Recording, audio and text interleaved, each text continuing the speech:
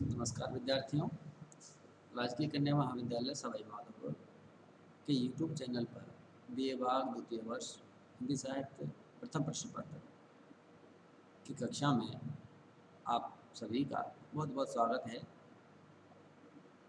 हम इस कक्षा में रीतिकालीन काव्य धारा के जो कवि आपके पाठ्यक्रम में हैं उन्हें पढ़ रहे हैं और आज की कक्षा में हम कवि भूषण की जो ग्रंथावली से जो छंद आपके पाठ्यक्रम में लिए गए हैं वो हम पढ़ते आ रहे हैं और उसी कड़ी में आज हम छंद संख्या 20 और उसके आगे के जो छंद हैं वो पढ़ेंगे, उन्हें समझेंगे, उनकी उनका जो उनकी जो भावानुभूति है, काव्यानुभूति है, उसका आनंद लेंगे। पहले छंद संख्या 20 का जो काव्य पाठ है वो करते हैं, इसके बाद इसका जो भावार्थ है वो समझेंगे। मलय समीर परले, मलय समीर परले को जो करते अति, जम की दिशा थे आया जम ही को गोते है, सापन को साथी न्याय चन्न छुए तेड़ा से, सदा से है बासी विष्णु विषगुण का उदोते है, सिंधु को सपूते कल्प द्रव्य को बंधु दीन, बंधु को है लोचन सुधा को तनु सोते है, भूषण बनत भूषण तुझे चिते, कलन दिखा के कसाई कति होते हैं। इस छंद में कवि भूषण ने एक गृहिणी नायिका की जो अनुभूतियाँ हैं और ऐसी अनुभूतियाँ जो कि एक उन्माद की अवस्था में होती है और उसे संयोग काल में जो सुख और आनंद देने वाली जो प्रकृति की के उपादान हैं, जो और अधिक शीतलता आनंद देते हैं, वो ग्रह वियोग काल में अति कष्टकारी लगते हैं। तो उस अनुभूति का चित्रण सभी कवियों ने वियोग अवस्था में किया है। तो भूषण ने भी यहाँ इसमें एक नायिका के जो विरह वियोग की जो अवस्था में प्राकृतिक उपादानों के और अधिक कष्टकारी लगने की जो अनुभूति है उसी का चित्रण किया है। पहले जो कठिन शब्द हैं वो आप देखिए। कठिन शब्दों में इसमें मलय समीर का मतलब मलयगिरी से आने वाली जो समीर है हवा, वैसे बहुत अधिक शीतल मंद सुगंधित होती है, लेकिन नायिका को अपनी अनुभूति के अनुसार उसका अनुभव होता है। परले का मतलब प्रलय, उसी का ये तद्भव रूप है। जम यम, यमराज के लिए कहा गया है। दिशा दिशा, गोतु, गोतु मतलब गोत्र, गोत्र। दशय मतलब डसना। विषगुण, गुण, विषगुण विषगुण। उदोत, उदोत मीन्स उदित, उदित होना या प्रकट होना।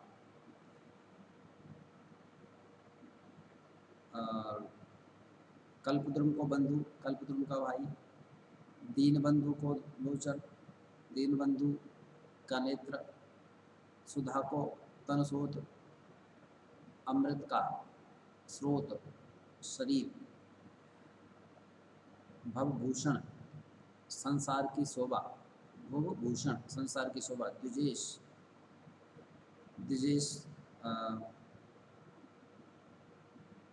चंद्रमा के लिए कहा गया है। इस तरह से ये जो कठिन शब्द हैं ये इसमें मुख्य रूप से आए हैं। तो पहली पंक्ति देखिए, मलय समीर परले को जो करत अति, जम की दिशा थे आयो जमे ही को बोध है। रहणी रह व्यवस्था से संतप्त नायिका जो है उसे जब मलय समीर उसे अनुभव होती है तो उसे लगता है कि ये जो मलय गिरी से आई हुई चंदन आदि से युक्त सुगंधित पवन जो है वो क्या है, भी प्रलय मचाने वाली है। समीर परले को करत अति, जम की दिशा ते आयो जम ही को बोध है। और इसलिए वो यूँ प्रलय करने वाली उसको लगती है मलय समीर, क्यों कि ये दक्षिण दिशा, यम की दिशा दक्षिण दिशा वो कहलाती है और वहाँ से आई है, इसलिए ये यमराज की तरह प्रलयकारी ही है। कारण सहित कार्य बताया गया है और तर्क से बात कही गई है, तो काबिलिन का ये पद जो है आप देख सकते हैं। सापन को साथी न्याय चंदन छुए तड़से, सदा सहवासी विष गुण को अदोत है।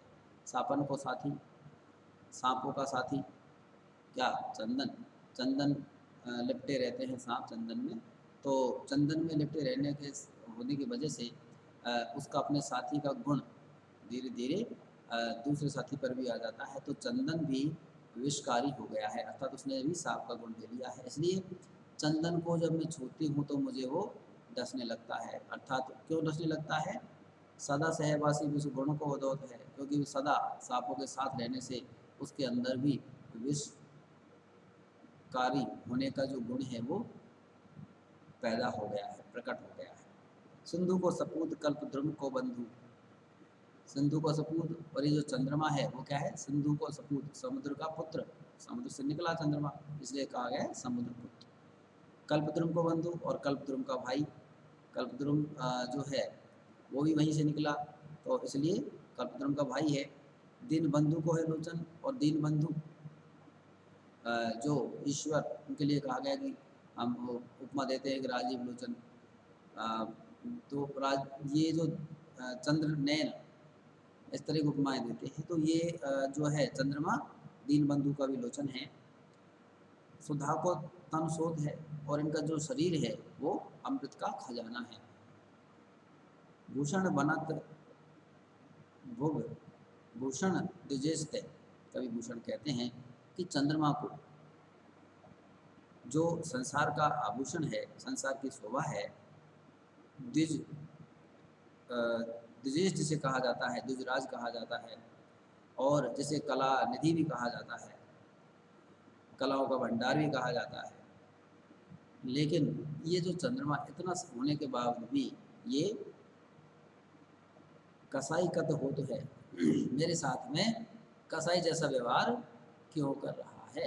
अर्थात चंद्रमा, नायिका के लिए चंद्रमा भी उसे कसाई की तरह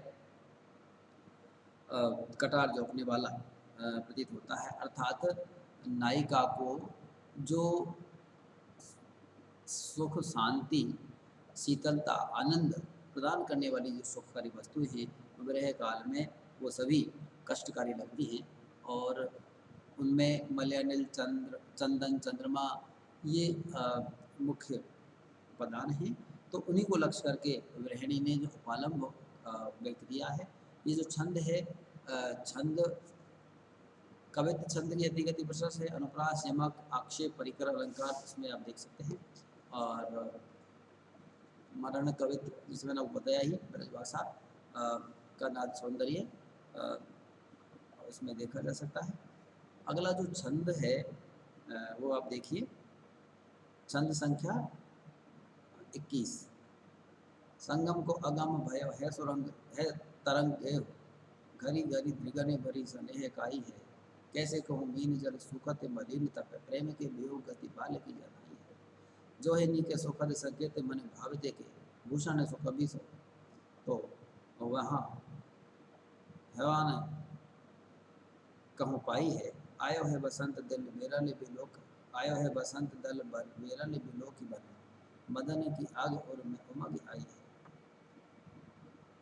इस जो छंद है, इस छंद के अंतर्गत कवि भूषण ने एक ऐसी गृहिणी नायिका का चित्रण किया है जो कि अपने प्रिय से मिलने को आतुर है, और उसके मन में जो संयोग की लालसा, मिलन की जो लालसा है, और मिलन की लालसा के साथ में विरह की जो पीड़ा है उसका चित्रण है। विरह में दग्ध है, और वह अपने प्रिय के मिलने की लालसा अपने हृदय में रखती है, तो उसी अनुभूति का चित्रण छंद में किया गया है। कुछ कठिन शब्द के तौर पर देखें तो इसमें आप देखिए, घड़ी घड़ी शब्द है, घड़ी घड़ी घड़ी यानी पल पल। और अगला जो है इसमें एक है बाला, बाला मतलब युवती, उसके लिए बताया है, जो नायिका है उसके लिए। उमग, उमड़ना। बसंत दल, बसंत ऋतु की सेना। तो यहाँ पर देखिए, संगम को अगम भयो है तुरंग गे हो। इसमें गृहिणी नायिका की जो मिलने की इच्छा है अपने प्रिय से, उसका कथन किया गया। गृहिणी नायिका प्रियतम से सहयोग की प्रबल लालसा के से यदि मिल पाती है, संगम को अगम भयो है सु तरंग गे हो, कि वह अपने प्रिय से मिलने की ऐसी अगम इच्छा रखती है, और जब प्रिय से मिलन होता भी है तो घड़ी घड़ी दृगन भरी स्नेह काई, कि उसकी आंखों में जो है अश्रु की धारा उमड़ पड़ती है, और इसलिए हमेशा वह अपने प्रिय को वह अच्छे से नहीं देख पाती, उनके दर्शन नहीं कर पाती।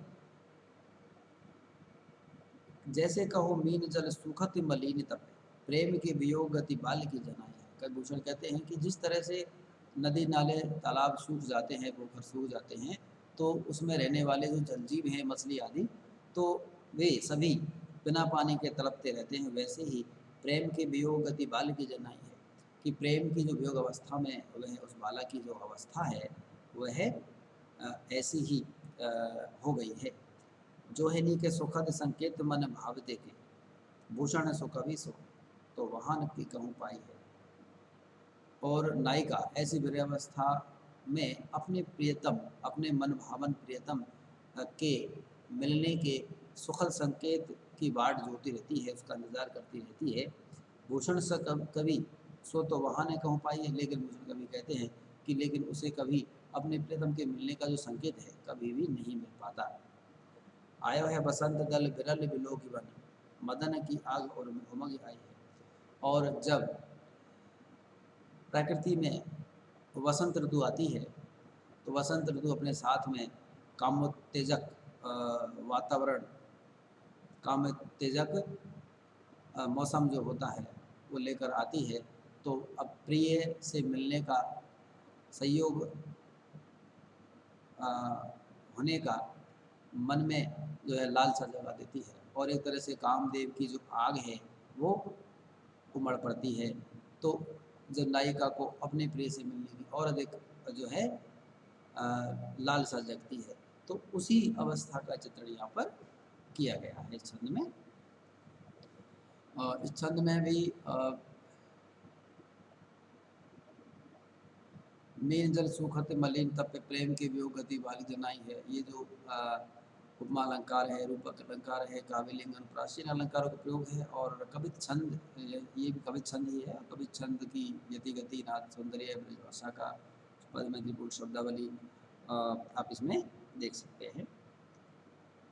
इस तरह की जो अनुभूति है उनका चित्रण विरह वियोग की अवस्था में हमारे प्राचीन काल से लेकर के आधुनिक काल तक के जो कवियों ने किया है उन सभी में कि अश्रु होने की वजह से प्रिय को के दर्शन नहीं हो पाते, और वसंत ऋतु में काम की आग और अधिक भड़क आ जाती है या उमड़ पड़ती है। तो इसका चित्रण बहुत सारे छंदों में देखने को मिलता है। अगला जो छंद है, अंतिम छंद है, वो कवि भूषण का आपके पाठ्यक्रम में वो देखिए। और ये छंद विषयोत्तर है, यानी हमने अब तक वीर रस और श्रृंगार रस को कवि भूषण के जो रचनाओं के तौर पर पढ़ा। ये अंतिम जो रचना है ये शांत रस की रचना है, और शांत रस का ये जो छंद है वैराग्य भाव से युक्त है। तो अब देखिए, देह देह फिर ने पाइयो ने ऐसी देह, जौन जौन तो जोने जाने कौन जोन आई वो, जेते मने माने के है तेते मने माही कहे, धराई ते धरे थे तो धराई धराई वो, एक भूख राखे मन भूषण की, यही भूख राखे भूप भूषण बनाई वो, गगन के गौन जमे गिनन न देह नग, नगन चले वो साथ नगन चलाई वो। अब इस छंद में संसार में रहते हुए संसार की जो भौतिक सुख संपदा है उसकी और उसमें अपना जीवन का अमूल्य समय नष्ट नहीं करने, और अपने जीवन काल में कुछ अच्छे कार्य करने की ओर संकेत इसमें किया गया है। कि जीवन जो है नश्वर है, और हमारे सभी जो भौतिक वस्तुएं सब यहीं रखी रह जाती हैं। एक दिन सभी को खाली हाथ आए थे, खाली हाथ जाना पड़ता है। उसी दर्शन की अभिव्यक्ति भूषण ने अपने छंदों में, अपने शब्दों में यहाँ इस छंद में की है। इसमें कुछ कठिन शब्द के तौर पर देखिए, देह देह देह 3 बार आया है। इसका मतलब होता है देना देना देना, दे दो या दान करने के लिए आया है। और फिर ऐसे ही आगे फिर ही शब्द आया देह, जो शरीर के लिए काम में हुआ है। जौन का मतलब जो नहीं है, तौन वह नहीं, ये 2 शब्द ये हैं। पर आगे भी जौन आया है, जो नहीं के लिए आया है। मणि माणिक, मणि माणिक्य रत्न आदि। धराई में धरे ते, धराई यानी धरती पृथ्वी, धराई वो धरे रह जाएंगे। भूख राखे, मन में इच्छा रखना।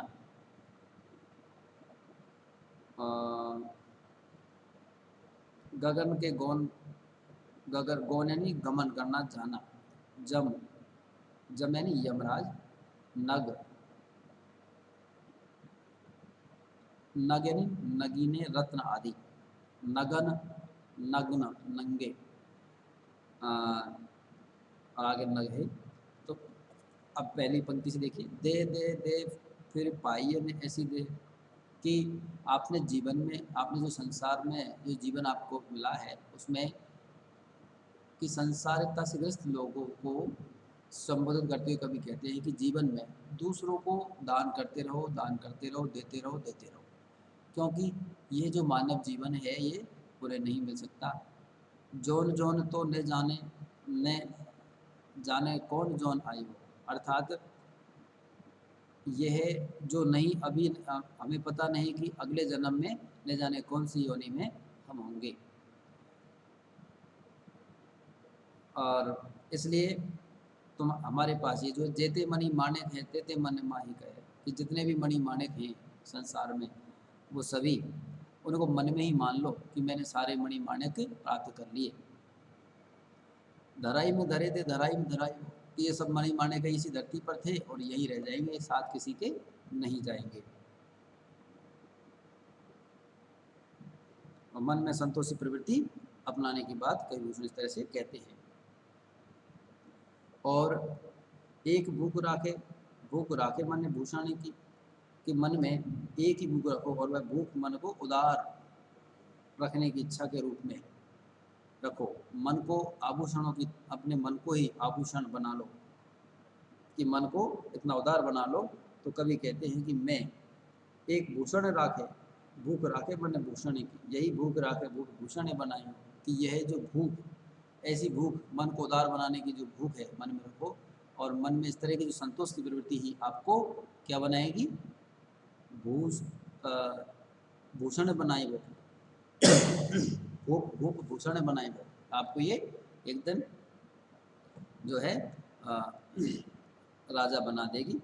या शिवाजी के संदर्भ ये कहते हैं कभी कि महाराज शिवाजी मुझे इस तरह से एक दिन भूषण बना देंगे, मुझे एक सम्मान देंगे श्रेष्ठ व्यक्ति का। गगन के गौन जम गिनन न देह नग, गगन के गौन कि जिस दिन मौत आएगी, यमराज लेकर जाएगा, उस दिन हमें गगन के रास्ते आकाश मार्ग से जाना पड़ेगा। और उस आकाश मार्ग से जाना पड़ेगा तो गिनन देह नग, यमराज हमें संसार में जो हमने कुछ माया जोड़ी, संसार में जो कुछ हमने प्राप्त किया, धन संपदा, वो सब कुछ गिनने नहीं देगा और हमें अचानक ले जाएगा। नगन चलेगो, साथ नग्न चलाई वो, कि आप नग्न ही आए थे और नग्न ही जाएंगे, साथ में आपके जो नग्न मणि माणिक के मोती आदि साथ नहीं जाएंगे। ऐसा कवि भूषण ने इस छंद में कहा है, अभिव्यक्ति की है, शांत रस की अभिव्यक्ति की है। जीवन का जो मूल्य है तो संसार की असार वस्तुएं, निस्सार वस्तुओं में गंवाने से कि उन्होंने निरर्थकता सिद्ध की है। आपको संसार के जो ये इस तरह के संसार की जो निरर्थकता है, भौतिक वस्तु की जो निरर्थकता है और जीवन का अनमूल्य समय भौतिक वस्तुओं के संचय में लगाने की जो दर्शन है, उस उसकी निरर्थकता को भक्ति काल के सभी संत कवियों ने अपने अपने जो कविता में अपने अनुभूतियों को चित्रण किया है। और आप कबीर में, तुलसी, सूर सभी में आप देख सकते हैं इस तरह का। हीरा जन्म अमोल था, कोडी बदले जाए। हिंदी फिल्मों में एक मशहूर गाना है, सजन रे झूठ मत बोलो, खुदा के पास जाना है, ना हाथी है ना घोड़ा है, मैं पैदल ही जाना है। तो ये इस तरह की जो अनुभूति है उसी का चित्रण है कि संसार में जो हमारा मनुष्य का जो जीवन है वो अनमोल है और उसको ये मणि माणिक्य भौतिक सुख संपदाओं में नहीं गंवाना चाहिए। तो यही बात इसमें कवि भूषण ने इस छंद में कही। लेकिन रीतिकालीन जो शब्द वैचित्र है, रीतिकालीन जो शब्द क्रीड़ा है, शब्द अलंकारों का चमत्कार है, चमत्कार प्रेता की शैली में उसे अभिव्यक्त किया है। पहली पंक्ति देख ली, दे दे दे, फिर ने पाइयो ऐसी दे, पुनरुक्ति वाले शब्द हैं, श्लेषात्मक शब्द हैं, यमक अलंकार से युक्त शब्द है, रूपक अनुप्रास अनुपलक अलंकार भी उसमें आप देख सकते हैं। इस तरह से ये जो भूषण कवि की जो रचनाएं अर्थात जो छंद उनके आपके पाठ्यक्रम में शामिल किए गए थे, वो इस तरह से कुल 22 छंद आपके पाठ्यक्रम में थे और वो समाप्त होते हैं। भूषण कवि से संबंधित जो प्रश्न हैं आपको मैं PDF फाइल में आपको जो हमारा ग्रुप है आपका उस ग्रुप में उपलब्ध करवा दिए जाएंगे। वहाँ से आपको सभी तरह के जो प्रश्न आपको वहाँ मिलेंगे, उत्तर आप ग्रुप पर दे सकते हैं। और इसके बाद में हम आपका जो रीतिकालीन काव्य के अगला जो कवि है उसे पढ़ेंगे। आज के लिए इतना ही। धन्यवाद।